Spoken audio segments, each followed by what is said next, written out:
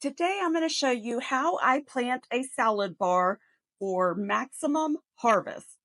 Now, this year, I did not get to start seeds because we've been really busy with the new homestead and everything.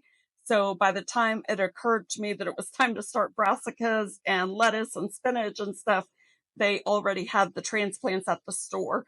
So this year I cheated and I picked up a couple of transplants just to get these started. So this was recorded about 2 weeks ago, and at the end, I'm going to show you how they are looking today.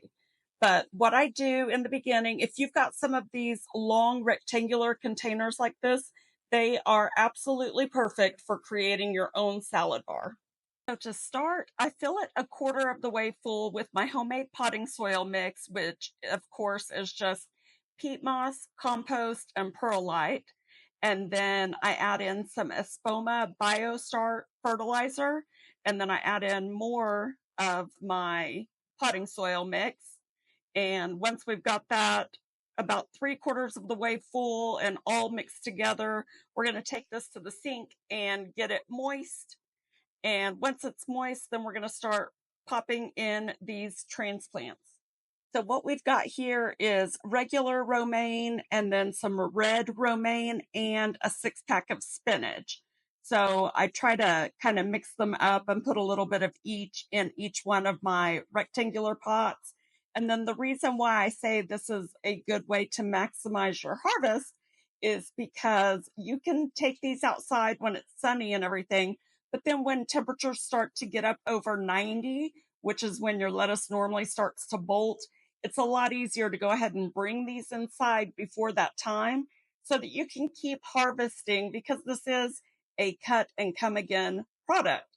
So you can keep harvesting. In fact, to mitigate bugs and everything, I actually like to keep these on my windowsill in my bathroom because that is a south facing window and they actually grow perfect there. So in the black container, I was able to pop in 2 spinach seedlings, 2 of the green romaine, and 2 of the red romaine. So that filled up that black pot. And then in the other one, I just put 2 of the red romaine and then 1 each of the other romaine and the spinach. And then I took the rest of the seedlings and put them in other pots and kind of placed them in different locations. Now, we have had very windy and cloudy days lately. So I definitely am not ready to put these outside yet until the wind calms down.